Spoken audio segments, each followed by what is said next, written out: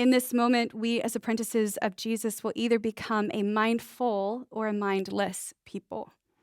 Now, I have to say, I've never been more aware of mine or other people's mindlessness than I have over the past few weeks, so maybe you can relate.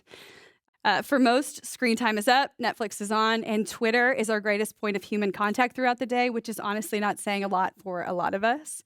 We're like those humans, I feel like, from Wall-E. Do you know who I'm talking about? Those people who are scooting around in their chairs and drinking their Slurpees with a screen in front of their face. And, to be fair, maybe it's not that bad, but I actually don't think we're too far off because it's easier, right? To be mindless over being mindful.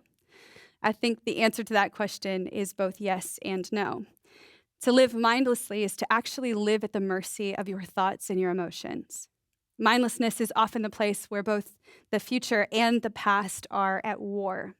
In his book, Holy Noticing, Charles Stone notes that when we live mindlessly, we are often either rehashing or replaying difficulties from the past that we can't change, or we're ruminating and rehearsing problems that are out of our control that could occur in the future.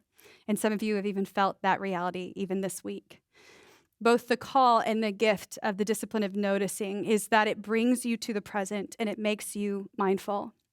Mindfulness is this beautiful ability to be present, completely aware of the moment you're in, and in that, free from the tyranny of what wasn't and what could be.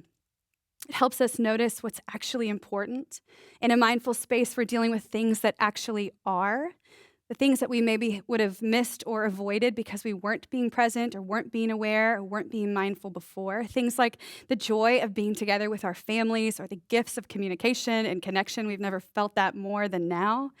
The hope that one moment can actually bring to combat hard days. How a message or a story of survival or healing can shape our belief system for not only ourselves but other people.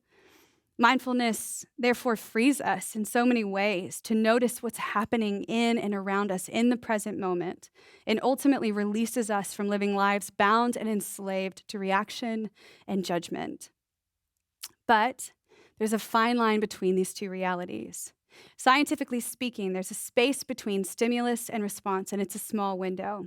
And it's in that window that we actually have to make a choice.